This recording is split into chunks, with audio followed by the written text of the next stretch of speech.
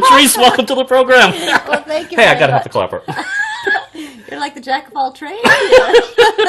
Is there some function I'm not doing? I don't know. I haven't seen it I yet. haven't gotten there yet.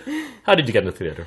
Oh God, that's a kind of a tough question actually, because I don't remember not doing it. To Really? be honest with you, I sang from the time I could probably talk in my room. I memorized. We used to have I had a record player when I was Right. little, and I had all the Disney records, and Right. I literally memorized both the song lyrics and the script words to Right. almost every Disney show that I'd ever Wow. seen. Mary Poppins, Snow White, Cinderella. Yes. They had a Brer Rabbit one. There was even a Robin Hood one. I memorized almost everything, and I used to have a tape recorder. This is going way back. Yeah, I had that too. I had the And I made shows on it. Yep, I involved my friends and my siblings and my cousins, and That's great. Yeah. Well, so is your family musical? No. So, wait a minute. I They don't- don't play an instrument? Anything? No, I don't know where it comes from. So they bought you these Disney. I mean, they bought these little think, Disney things, right? Really, there's a theory that I have been adopted without knowing. You do look like your parents, right? There's a family resemblance in there somewhere, but I don't know. There's this mysterious gene that just popped up. So you're always musical. I was pretty musical, and And there's a train to take you to your next stop. there you go. But, actually my family does like karaoke. We have fun with it a lot, but as far as going the extra step, I'm the only one who went to musical theater school and actually studied privately with vocal coaches, and I've studied... Well, that's amazing. Of all the years that we've known you, Yeah. we didn't know that until you did Carol Burnett, and I don't know why that was. Because I really hadn't auditioned for a musical here. As I think your musicals are at a time of the year where I can't do it. Right. So that's probably why. Just But I would never love did to it. do a musical. That's No. Well, someday it's going to work You're out. going to try out for Drowsy Chaperone? We can need some people for that. yeah. It's December 2nd of the auditions. Okay. And if you've seen it before, God, No, it's I haven't. hilarious. It's hilarious. I saw it with Sutton Foster twice because my son wouldn't go see another show. And, Carol that'll said, do it. "We've already seen it. I want to see it." I was like, "No, I want to see Sutton." Okay, fine.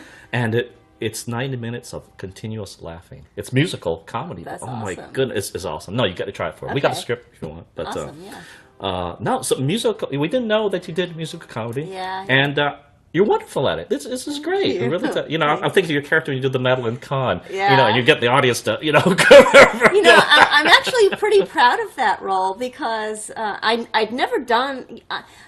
I like to mimic people Right. a little bit, and she's from New York. I'm from New York, and I know the cadence that they speak, and I've Right. watched those Carol Burnett shows all the time, and I know Madeline Kahn, and I've seen her in her movies, and I just know all that stuff that they Right. used to do.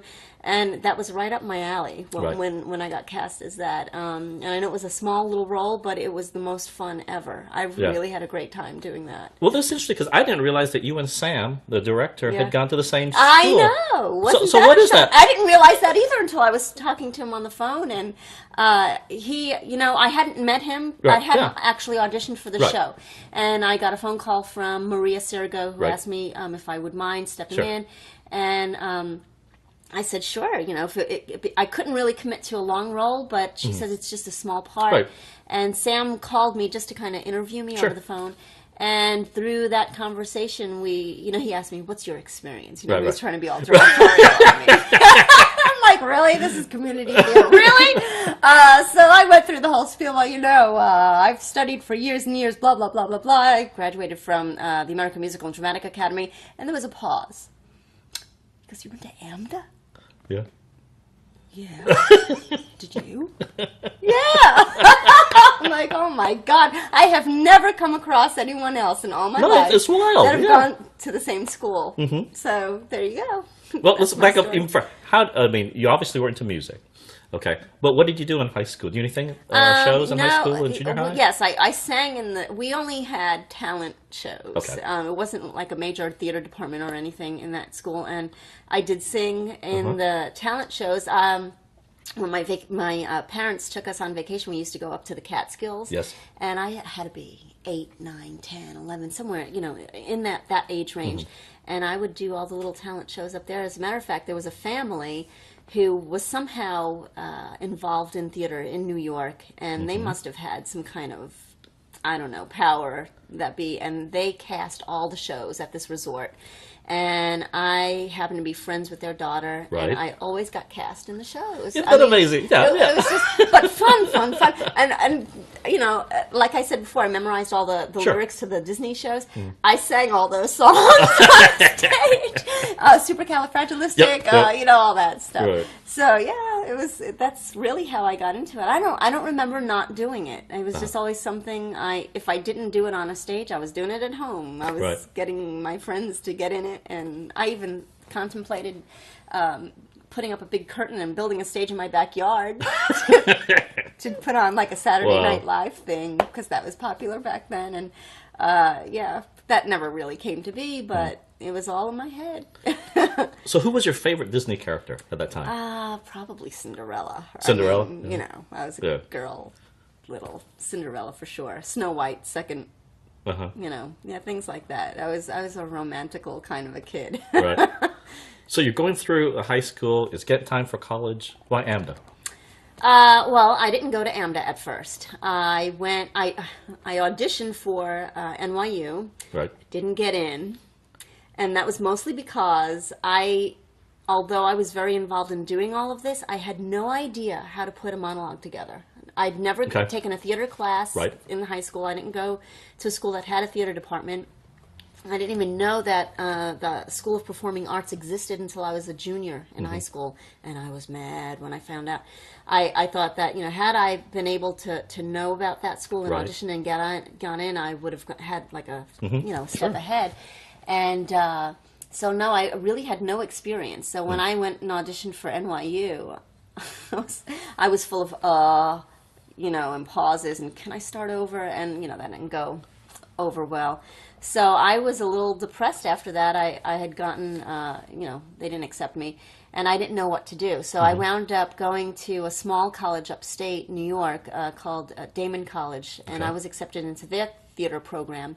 And it was a pretty well-rounded program. They had, acting, voice, stage movement, combat, stagecraft, all of that.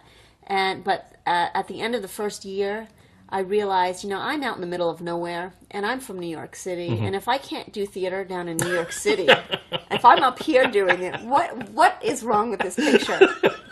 So, although it was a nice program, I have nothing bad to say about AMDA. It was just kind of a weird thing. I did go back at the end of that year down to the city. I took a year off from school trying to figure out what I was going to do. I worked. And I auditioned for AMDA, nervous as heck because, oh my God, this is New York City, Right. and, but I made it, and I said, if I just, but by this time I'd had a year of that education now, learning how to do monologues Sure. and all that. So there was a little bit of guidance there now. So I got into the school, 2 years at AMDA, graduated there.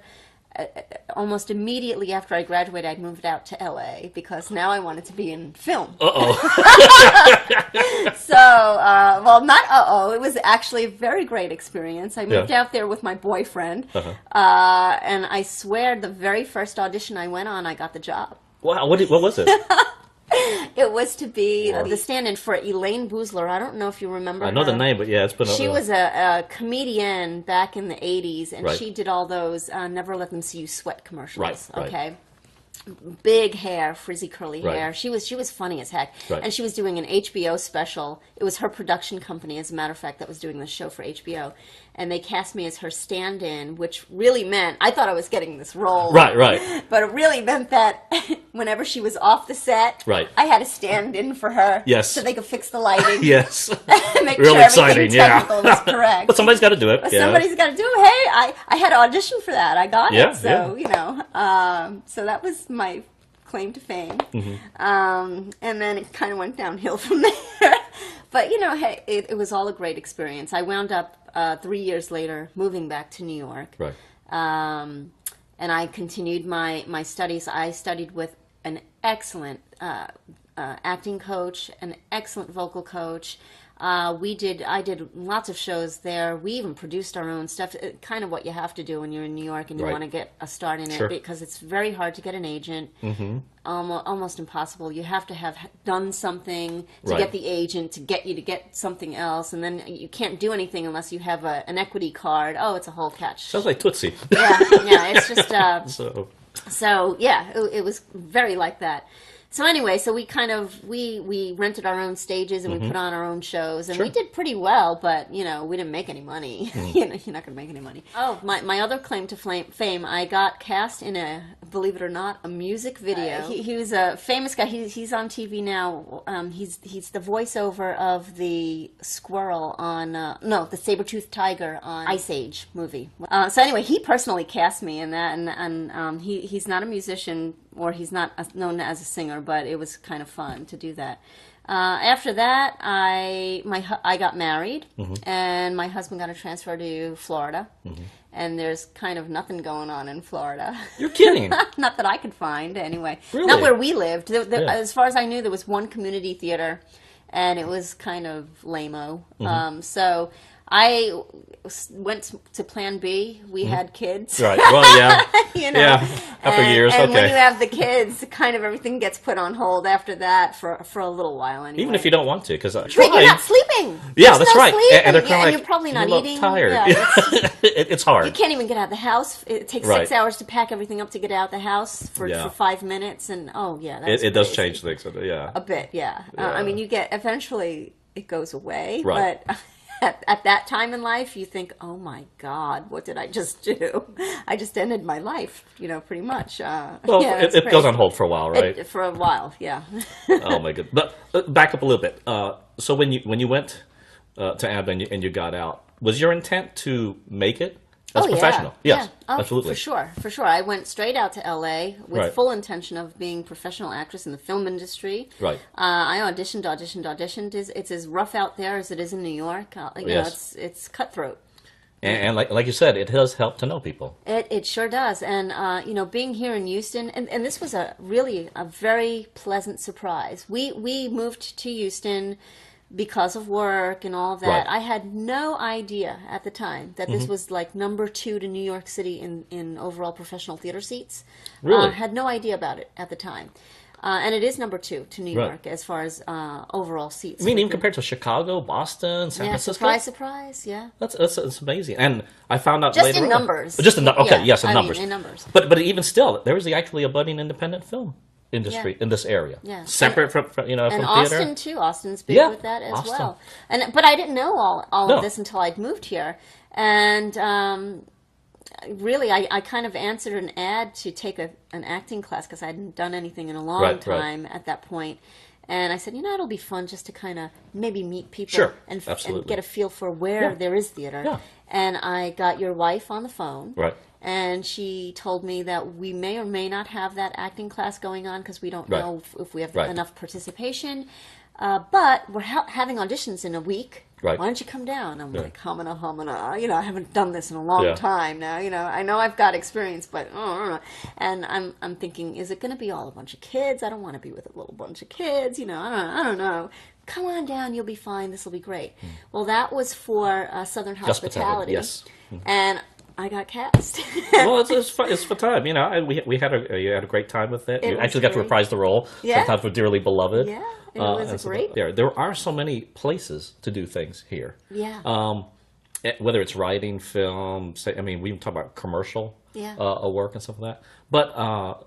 But back to, can you make a living at it? It is really tough. It is tough. I haven't really made a living at it no matter where I lived, New York, LA, or here. And I probably in Houston it's tougher than both New York and LA because this is a right-to-work state. You don't have unions. That's right. And there is no pay scale. There's, everybody expects that you're going to do it for free. Right.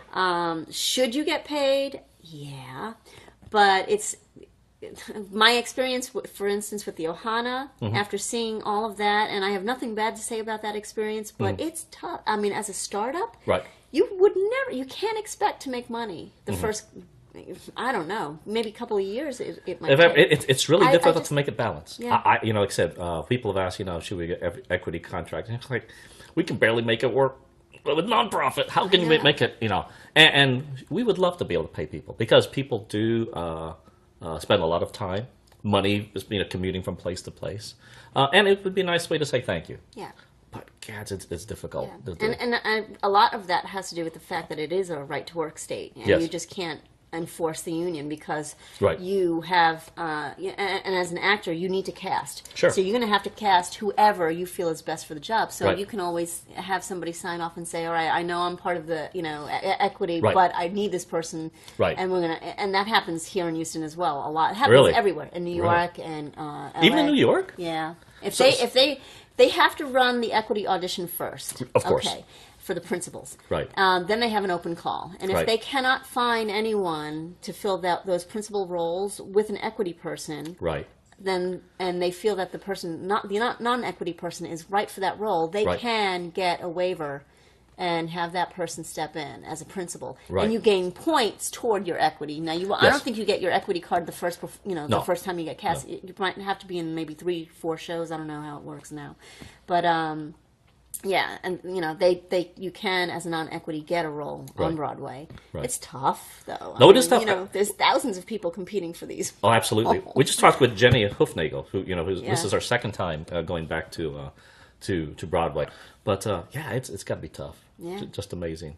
And just to put on a production in New York, I wonder how many millions of dollars that think about, like Superman. Well, I went last year to see the Addams Family with the kids, and although there was some inappropriate material in that show, the special effects were by far, something. I hadn't been to Broadway in quite a while now, and I miss it. I said, well, this is of course why Broadway is Broadway. Sure. They got all the technical stuff down. It was stupendous. A great job. The kids even told me, Mom, that was even better than the stuff you do. I'm like, geez. Thanks a lot. Thanks, honey. Thanks a lot. My daughter goes, not the acting. The set was so much better. Okay. Okay, well, that saved you. That saved you. Thank you. Oh my goodness! Yeah, they can do some pretty nice stuff. Absolutely. Oh, and you've got the money. When you hear about the backstage stories, I think of some of the stories for, say, Phantom of the Opera. Oh, I don't know. And there were some where they talked about the remote control on the boat not working because maybe a train would come by and that boat would go wherever it felt like, and so you had to pretend it was going where it was supposed to go, but you had no clue where it was going. That kind of stuff. One where or the fog. So obscured the musicians they couldn't see what they were playing, or that kind of thing. Or the chandelier almost taking out the musicians. Yeah, I remember them having a problem with the chandelier. I also remember them having issues with the singers at some point, and for whatever reason, I could be wrong. I remember this is going way back that they had some of the singers actually lip sync, so that they hit those high notes. Really, in that one song, yeah. So, oh dear, that'd be disappointing. Lip syncing. We're talking Milli Vanilli. Oops, was I not supposed to say that? That's okay. We can be snarky too. That's fine. What shows would you like to do going forward? I really, I would love to do a musical, and one of my favorite musicals is Chess. And I would love to do Chess. Yeah, it's not the first time I've heard it. I've not seen it, but I've heard a lot of people say the music is awesome. So, and to me, musicals are kind of iffy. The old musicals, I love the old musicals because the music is original. Everything has a nice melody to it. Today, every song in the whole musical has that same thread. It seems to me, it's like Wicked. I just don't get it. Have you seen Wicked? I've seen Wicked. I just don't get why that's so popular. I don't know. I'm not I don't know. Maybe we're all stopped because you're right. I see it. I enjoy the music, but it isn't the same as all style type musicals. It's like it's all the same type of music. Every song is almost the same. I don't know. I just don't. I'm not into it. Even with Phantom of the Opera, there were one or two songs that are really good, and then the rest is let's move on. Through the show. To me, that's at least typical of Andrew Lloyd Webber. Andrew Lloyd Webber. He's been fabulously successful, so hey, can't knock that. But he seems to be more into spectacle and not really, So plot. What are you talking about? And the music, like say Cats, for instance. Everybody was talking about, oh, Cats is so wonderful. There's probably one song that I can even think or remember of, and I've seen it several times. And and the rest, not very memorable. Could care less. I remember a couple of songs only because I've sang them in the past. But it's actually not bad. But Cats. It was like the cliche show. Yes. Everybody goes to Broadway to see Cats. Right. End that damn show already. I'm like, how long is it on Broadway? 50 freaking years! That thing never went. It's like the show that never dies. But that's interesting. But Andrew Lloyd Webber has been fabulously successful. Yeah. What is it that appeals? I mean, Andrew Lloyd Webber. What appeals to I honestly, I don't know.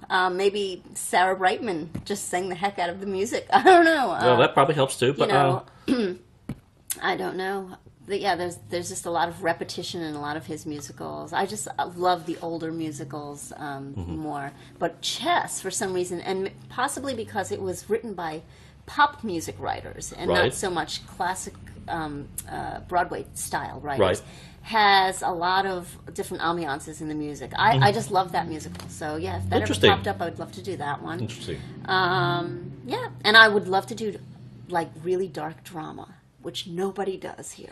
Very difficult. Nobody does that. It's very difficult. I think it's a New York thing. And usually I don't do it on Broadway so much. It's kind of an off-Broadway thing, yeah. Well, we've had actors and actresses say that they would like to do more drama. And I don't have a problem with that necessarily, except it's a hard time getting people here. Yeah. You'd probably need to do it black box style. Yeah. And we need a black box. We don't have a black box. It would be nice to have one where you could experiment and do things like that. Yeah. It's kind of hard to experiment when you got to fill 500 seats.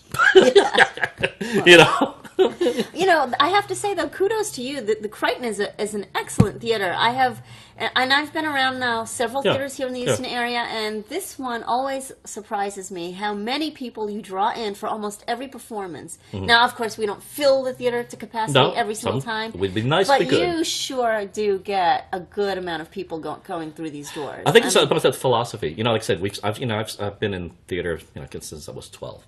That doesn't mean I know everything. I'm always continually learning. But the big thing, and especially when you see theater around, is number one, you know what? You're here to please your patrons and a story. And I know sometimes that's a dirty, nasty thing. It sounds too businesslike. But that's at the end of the day, if you don't keep your patrons happy, else is theater about? Yeah. Well, then you're doing vanity theater. Okay, real. Except I'm doing stuff because I want to do it, and there's nothing wrong with that necessarily. It's just that at the end of the day, somebody's got to pay the bills. Now, if I find some great rich benefactor, great, we could do all kinds of stuff, But even at some level, we don't do shows necessarily because we want our friends to come. Mm-hmm. We love it when they come. Right. Don't get me wrong.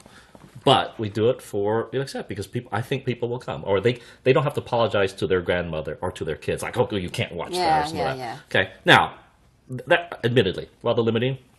Okay. We would like to do other things, but I think you really need a black box to do that, and we'll have to cultivate that. It's definitely the thing. The other one is just advertising, and there's so many ways. That's why we have the app. Now we just have to. There has to be. How do you get to people that you think might be interested in coming?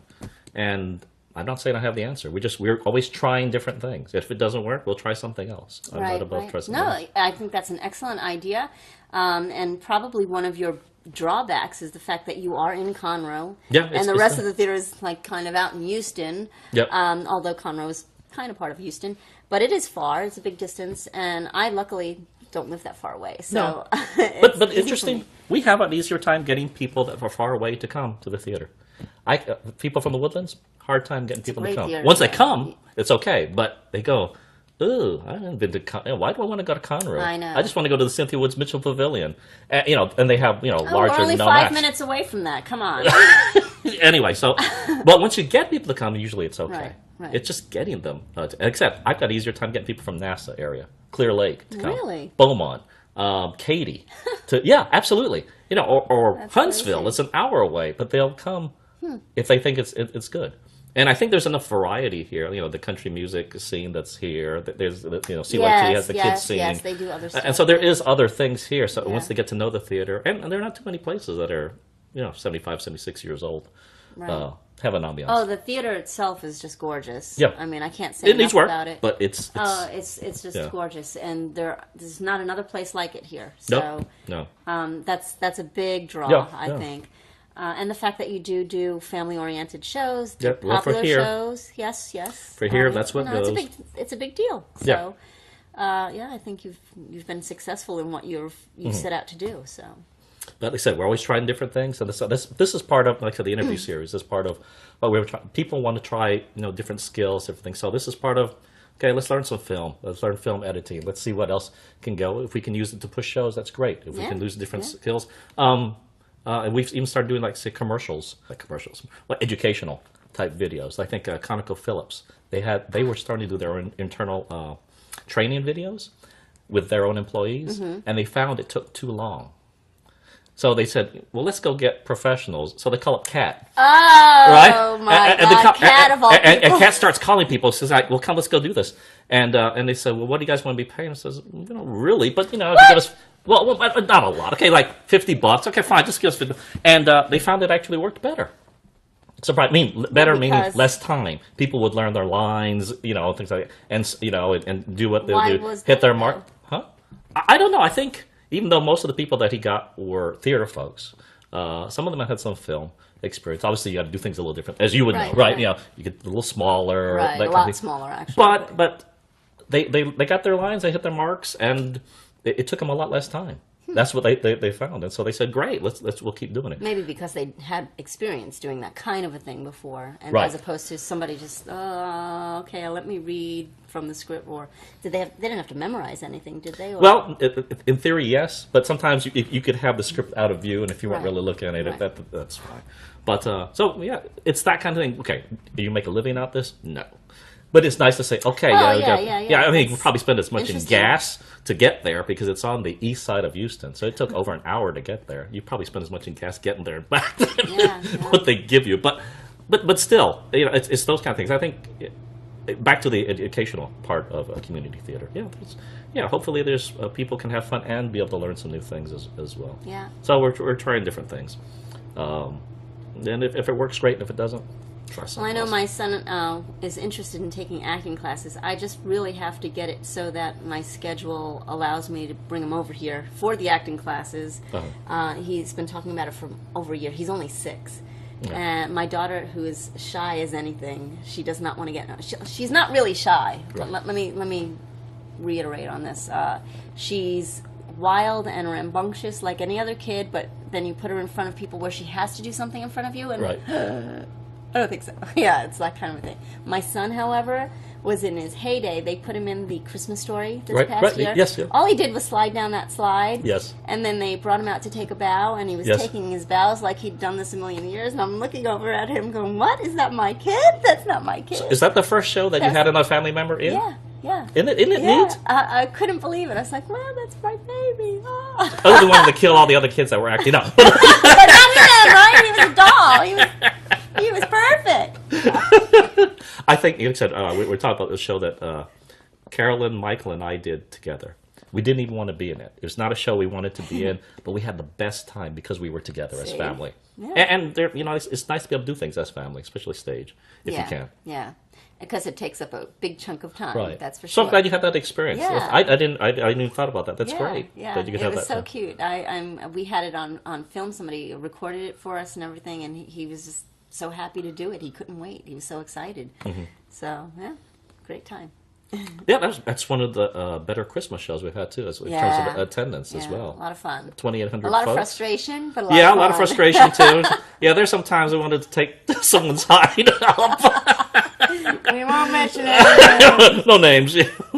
But no, it was very well received. And the odd thing is that we ended up doing more like the TV show, not intentionally, but and people really enjoyed that. It's it's just such a well-known show and movie that it was hard not to kind of get into that. So I had a lot of fun doing that, really. Yeah, and I know that's a tough time. I thank you so much for doing it at Christmas time, because most people I don't want to do a Christmas show. But I did say to myself, it's going to be quite a few years before I do another Christmas show. But I had to do that one because that's one of my favorite movies. And, absolutely. It was a great experience, but yeah, it was not only the time consuming part of it, but getting the holidays together because I have little kids at home, and then we were going away right after the show. Yes. Oh my God, that was I wanted to kick myself after saying, "What am I doing? Well, why are we even going away? Why did I plan all this?" But yeah. We've done that too because we've done it where we've had to right after strike. We're going somewhere. We're going to Vermont. We're going wherever, and it's difficult. But again, thank you for doing it because, and especially when you see the faces of people coming out, it really starts the holiday season for some folks. They're busy because we're on the other side sometimes, right? We're busy. We don't feel like we're not in the holiday spirit, and you see something like the show, The Christmas Story. Oh, absolutely! It gets you in the mood. Absolutely. If I weren't in the show, I would be seeing the show. So yeah, absolutely. It was definitely a great thing. Yeah. I don't regret that. Favorite actors and actresses? Who do you enjoy watching? Favorite actress of all time? Yep. Definitely Audrey Hepburn. I have to say Audrey Hepburn. And what would you like her in particular? Any show? First of all, it's her whole demeanor, her whole style. There's no other actress that can really copy that.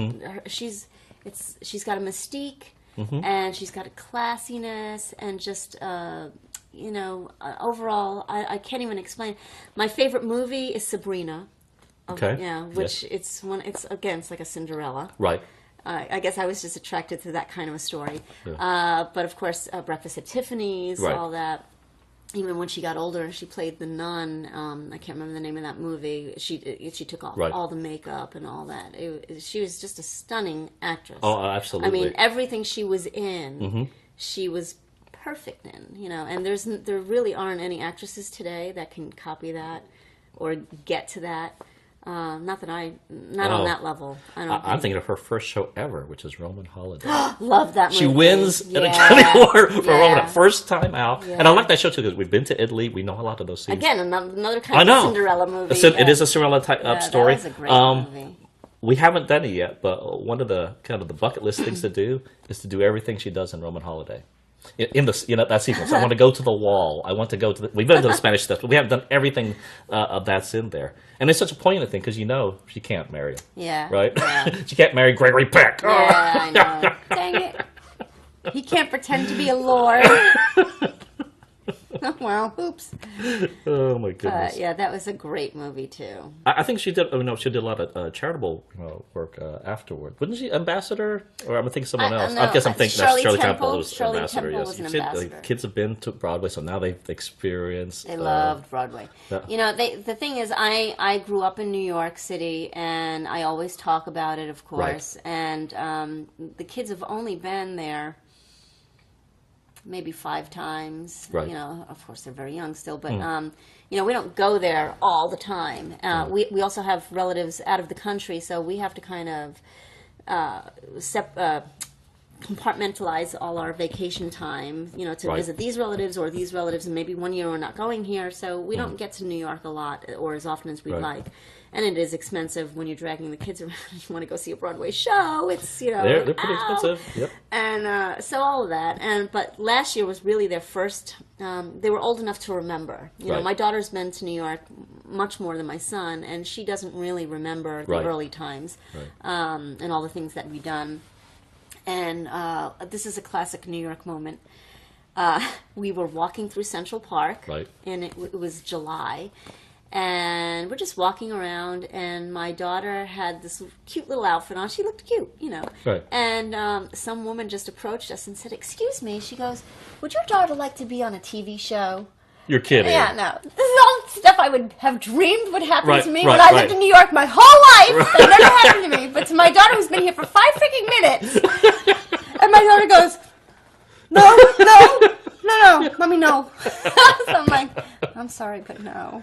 I'm like, what are you kidding? Are you crazy, kid? Oh, my goodness. Yeah, so that was a classic New York moment. Oh, gracious. And, of course, Broadway was a great time. They loved Broadway, and they talk about going back now to see another Broadway show. Sure.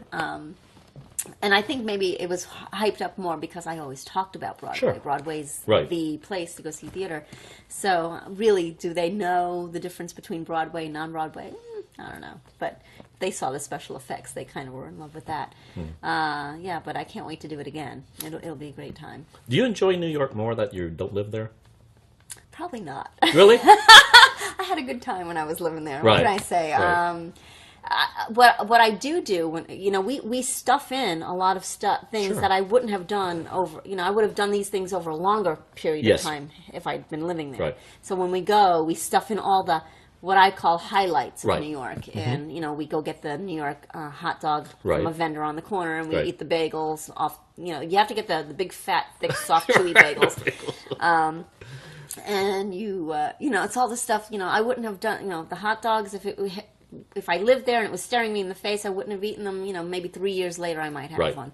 But because we don't go there all that often, it's okay. We have to get all this done in 2 days. Right.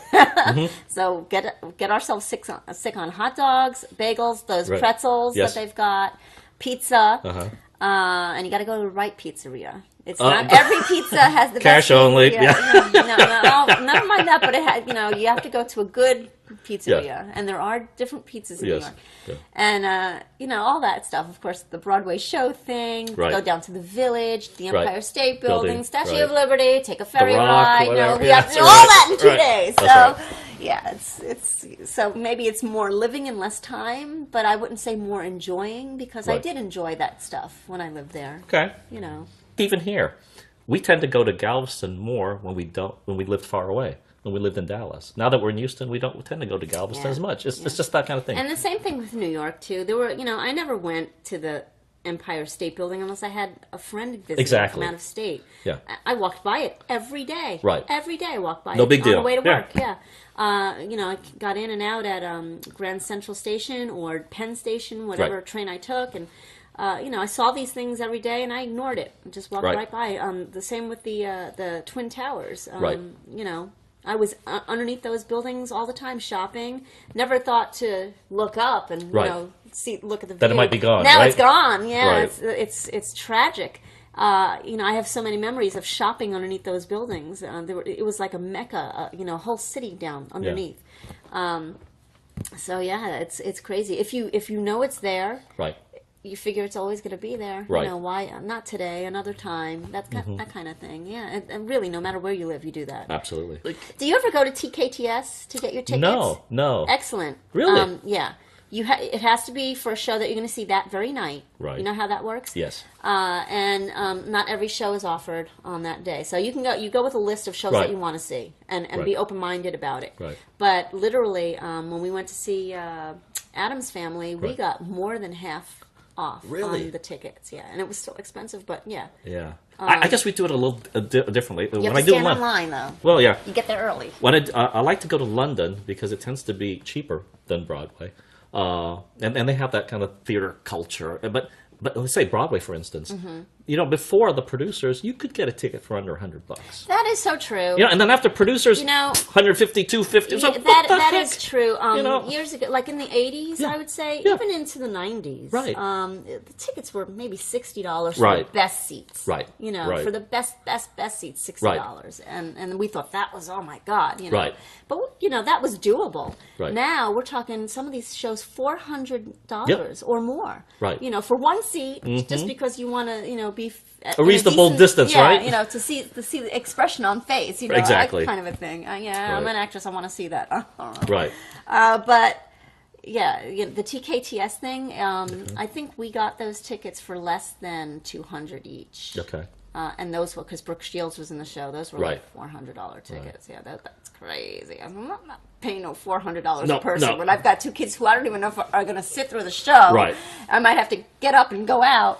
So yeah. We Yeah, use sometimes the definitely American okay. Express. They have this option where they have reserved seats, supposedly, and they're reasonable seats. Okay, you still pay full price, but they're reasonable distance. Right. Like 10th row or something like that. Right. And you're like, good. I don't have a column blocking my view or something. That Right. can happen. And so we enjoy that. But we don't do it very often. So it is Yeah. a special treat. Yes. We want to see something. Usually people I mean, the last one we saw was at the Best Man, I think that was. Okay. Again, wouldn't normally I've seen that, but they had just about everybody in there: James Earl Jones and He's Angela awesome. Lansbury and John Larroquette. I mean, it goes Candice Bergen, and it goes on and on. The list goes on. Like, okay, I want to see them. Yeah. You know, that's fine. They And were that awesome. was the same also with that there was a show going on across the street. The Follies, Okay. was that the one?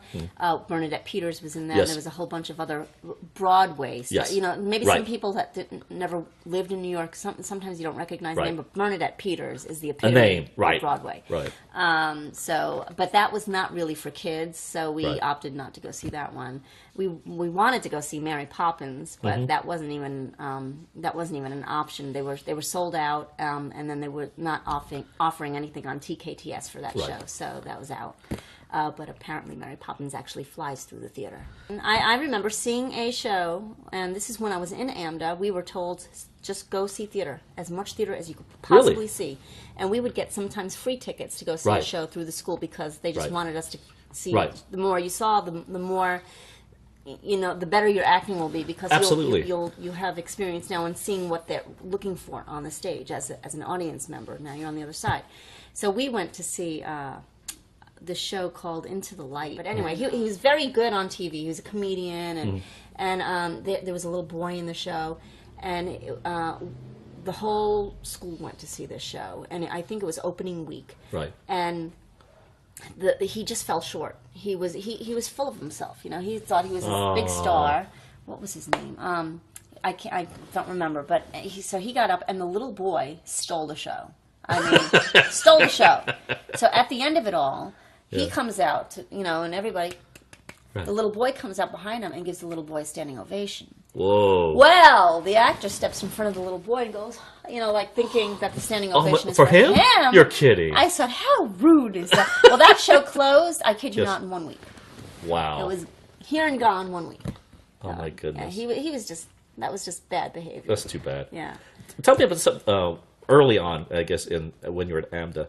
What were some of the techniques that you saw that you learned? Said I could use that when you went to see shows. Did I see technique at school? I don't know. But when you say show, I mean you can say, you know, sometimes you don't have to be All right, trained necessarily to see those things. The thing is, number one, I was very young, so any technique I saw, I was trying to desperately incorporate. Try it, see if it works, yeah. that. Mostly, my biggest thing was to make sure that I had volume, because that was my biggest downfall. I was kind of a quiet little kid, talked Right. like this, you know, have a thin little voice. Mm-hmm.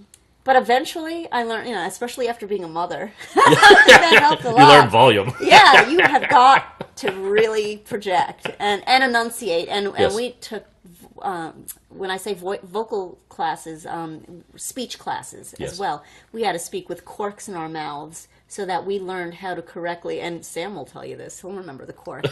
It was the most hideous, disgusting thing we ever had to do.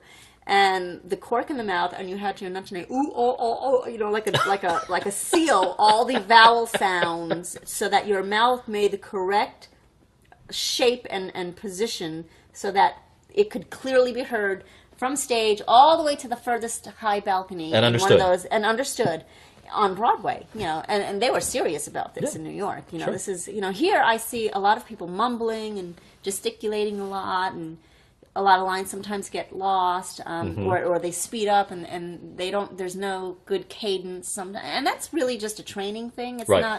not. So, I'm not perfect either. It's been a long while since I've taken, you know, any kind of technical training and brushed up on that. But there is definitely a technique Sure. to that. And by the time I graduated from that school, I can enunciate the hell out of things. Like, you know, I actually, our teacher, we were scared crapless. I mean, she scared us. Right. She was so strict and mean and just nasty. And at the end of those 2 years, I got an A.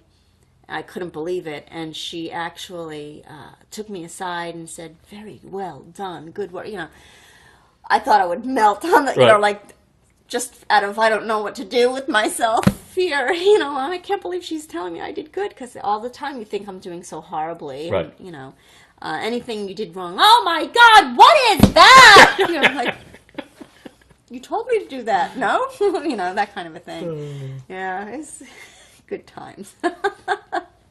Would you ever want to direct? I don't know. It scares me, actually. I thought about it, honestly, Right. and sometimes I swear to God, I'm sure every actor thinks this. You sit there and you watch the director do something and go, Right. he's just not doing that right. Just Right. give me a moment, set him aside, and, Right. and I could set this straight, kind of a thing. But that's only, momentary Right. stuff. I don't know if I'd want to take on the whole battle of the show. Because it's just more than directing the actors on stage. Oh, absolutely. Yeah, it's not just moving people around. No, it's the whole set design, the whole it's the vision, every little freaking thing. You can decide. You got to decide. decide. Do I really want to do that? I don't know. I'm an actor at heart, Heart. and I think I like staying that way for Right. now. Will I never direct? Who knows? So, what do you like about a good director? What do you see in a good Personally, director? for me, Yeah. I like when they give me a little leeway to just play with the role. Yes. As opposed to some directors like to tell you right off the bat, I want you to do this and this. Mm-hmm.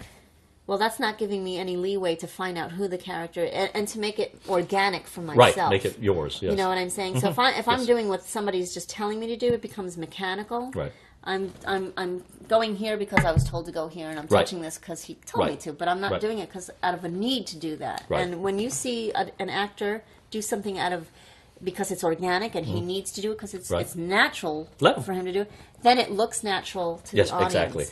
And that's my biggest pet peeve is when things don't look natural, and it's mostly not the actor's fault. It's Yeah. it's a lot of the time the director's fault for not catching it and not having them play with it a little bit Right. more. So that's my biggest thing. We talk when we talk about directing, because like I said, in community theater, there's such a wide range of experience. I mean, you have people that have done things professionally, and you have people that have not done anything at all.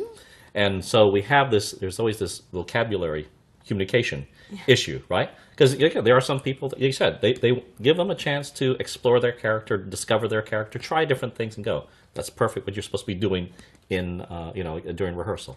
And then there are others, and even if they've done it a lot, some people actually want a line reading. It's like tell me how you want it done. Yeah, And I've again, never and done and that, I yeah. don't like I personally don't Yeah, like that. yeah. But some people said no. And in fact, there are some directors that no, do it this way exactly. And Yeah, there's some, and I've had direct, Yeah. and sometimes I get it. Sometimes Right. I get it, and I think mostly here it's done because the directors are afraid. In community theater especially, you have that disparity Yes. between people who have little experience and people Right. who have a lot of experience. So Right. you want it to be even Right. on stage. So you have to kind of direct it that way. Right. I get that. But there is a point where the director also can feel that an actor can maybe Yeah. go a little further. Exactly. They should let it go Right. just a little bit, you Yeah. know. For me, it works better. But, and there are times too when, I've been told to do it this way and it gives me an idea, oh, you know what? He sees it as this, and I've Right. been looking at it completely the opposite Right. way. So now I get where he's coming from. I Yeah. understand that. you may not agree, but at least you understand. Right, I understand it, and then I go Yeah. with that. Right. It might not have been the direction I would have taken. Right. But there we go. And either way, I don't complain about stuff like that because it is the director's show. And if it's really, really awful and I really don't feel comfortable about it, then I'll say something, but usually in a, not in a nice way, Right. But for the most part, I really try not to talk up and rock the boat, so to speak, on things like that, unless it's heinous. But and sometimes it has been, but that's it. Different. Yeah, I know. Different shows are different experiences. Sometimes when you have a really good experience in a show, the whole rehearsal process, the Yeah. production itself, and you won't want to replicate it, but every group is different. Yeah, it's that a- is true. The group of actors different. The place is Every different. the actress race will is play, Yeah. you can put different actors in the same role, and they'll Exactly. all play it differently because Yeah. they have their own thoughts. And that's what makes theater fresh. You want it to be fresh. You don't want Right. it to be the same. If I saw the same thing over and over from year to year, I'd get tired of it. I don't want to see Right. that anymore. I want to see the new stuff that they came up with, to Right. make it fresh. Yeah, absolutely. So yeah, like I said, that's anything can happen on that stage. That is professional true. That community, is wherever you so have to true. be. I've had a plate thrown across once. Remember that? Yes. Took me off guard for a few seconds. Had to go right back into character. That's kind of shocking. Yeah, you know, when things happen, you kind of just have. I've had myself hit in the face. Oh dear, yeah. With a lamp. Oh, yeah. I won't mention any names. Names. One of the funnier moments, I think it was. I guess it was watching Charlie. At the scene, there's the drunk scene where the two on side they're drinking martini, and I guess the actress's contact came out in the martini glass, which obviously wasn't supposed to happen. And the audience, and they lost it for about a couple minutes, and then we got back into it. But that was okay. You know, we're all in on the joke. Yeah. That's fine. Okay, let's move on. That's okay. The flat falling, I could have done without. Yeah. Well. Hey, things happen. That's right. If you watch enough theater, you'll see anything at that point. Anything and everything. Oh my goodness! I was thinking of one where William Shatner was doing Shakespeare in the Park in New York. Oh God! And he forgot his line. He went up on his line, so he goes over to the other actor, kind of puts an arm around it, and says, "What's my line?" And he tells him, and then he goes on. Oh my God, he's nuts! Yeah, I'm trying to picture him doing Shakespeare at all. Well, it'd be over the top, of course. Yeah. Of course, it would be over the top. Yeah. But that's another thing about New York. I used to love the free stuff that they had all the time, and yes. You know, as a New Yorker, yes. you get to do all that. You know, when you're visiting for a couple of days, it's not necessarily in the game plan, but Shakespeare in the Park, although that wasn't really free a lot of the time. Back in the day, it was. Yes. You just stand online and it was open seating. The concerts in the park that were free, wonderful. opera. Yeah. Mm-hmm. I mean, all kinds. Sometimes you'd have very famous bands playing in just little parks around the city. It was great stuff. You know, you go see poetry readings or first readings of plays that were just newly written by a new playwright, you know, because New York attracts all of that, and they want to get their stuff seen so that maybe it could be produced, and it's just a wonderful opportunity to go see some really authentic, original, high quality stuff, and always well done. Oh, well done. Always, yeah. So for first timer coming to New York, what were the top 5 things you tell them to do? Food. Okay. Okay. Off the bat. But where specifically? What do you do? Oh, geez. Almost anywhere you go. Don't eat at a chain restaurant, for God's sake. Please. Please. Don't do that. Because so many people tell me, yeah, you know, McDonald's, and food is cheaper in New York because there's a lot of competition. If you want, it depends on what you really want. If you want to go high-end, I can give you some high-end restaurants, really high-end restaurants. But mostly the stuff that you get on the street is it's great. I mean, so street vendors? Get the food from the vendors. Try it, because there's nowhere in the country like it. You know, hot dogs, pretzels. In the winter, they have those, I think, disgusting roasted chestnuts. Some people love that, though. It's a Christmassy kind of a thing, and they love it, and I hate it. But, you know, to each his own. The bagels, for sure. Yeah. Okay, pizza. There used to be the best pizzeria down in the Village, Ray's Pizza. I think they closed, though. I'm not sure. And again, it's been a while. Burritos. I haven't had good Mexican like I've had Mexican in New York City. I haven't had it in Texas, that's for sure, which is a shocker. But Benny's Burritos down in the Village, don't know if it exists anymore. It's been a while. But the best burritos ever, except for when I lived in L.A., we had really great burritos in L.A., but New York City, Benny's Burritos, go there. Awesome. They're like this. I mean, and delicious. Let's see, what else? I you know, almost anywhere you go. My favorite Italian restaurant was Il Mulino. Again, it's also down in the Village, but it's very pricey. Right. And if it's still there, the thing to get is the lobster in garlic sauce. It's taken out of the shell. It's cut up for you. You don't have to do any of the work. Right. It's sautéed in this garlic like sauce. Yes. It is the best lobster ever. Wow. Ever. And it's going to cost you, but it's worth it. So worth it. Any of the finer restaurants, get a Zagat survey. And I used to work for the Zagats, actually. Oh, really? I know them. Yeah, I know everybody in New York. It's when I think back on my life, because I used to temp Right. So I figured Right. I'm going to Sure. do acting, so I can't take a permanent job. Right. I'm someday going to be Sure. on Broadway, right? Right, right. So I temped everywhere, and I met so many different people, and I've learned so many different ways that businesses run, and I was very marketable at that time because I was adaptable, you know. And so yeah, the Zagats, back in the day, that guide was the guide. Right, You can right. follow it, and they were pretty much spot on Right. for what they were talking about. Now I do know Zagat got bought over by Google. Oh, really? I want to say, I think it was Google bought them. So you can't speak for them now. Don't know how it is now, but Right. you know, Tim and Nina Zagat still work there. They just don't own it anymore. Right. They don't own the trademark. So, Right. but yeah, I would just go get a guide and whatever it says. You can't really go wrong in New York City as far as food. But just don't go to the chains. I mean, you're defeating the whole purpose of eating going. in New York. That's true about travel anywhere. Don't Oh, my God. don't go to Rome and eat at a McDonald's, right? Seriously, we go to Greece, we go to Athens, and there's McDonald's, and you know, and France, same thing. And we have nephews and nieces who are older though, but they're like, there was an Applebee's that we had seen. And they're like, "Oh, that's American. You want to go eat there?" If I ever see another Applebee's in my life, it'll be too soon. No, I want souvlaki. I'm in Athens, for God's sake. Are you for real? No. So yeah, just do yourself a favor and eat where the locals eat. And you can't. And there are diners. Go to a diner. Absolutely, real yeah. Diner. Go to a real diner. Because they have everything. You name it. Yeah, And the menu's huge. You won't be able to decide what you want. You probably order 50 things, but it's delish. So yeah, all that stuff. That's a New York thing. The diner. We can't find diners here, so. I know.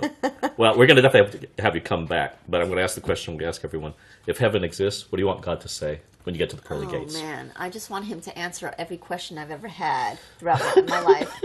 Somehow, in the back of my head, I have this thing where I think all my questions will be answered in the afterlife, but at different stages of my life, I've ticked off little questions, like to save in the back of my head. Okay, I'm going to ask this and this and this. You got a notebook? Why this? You know. No, but it's like in the back of my head, and I want all those mysteries of life to be answered. That's what I'm hoping He'll tell me.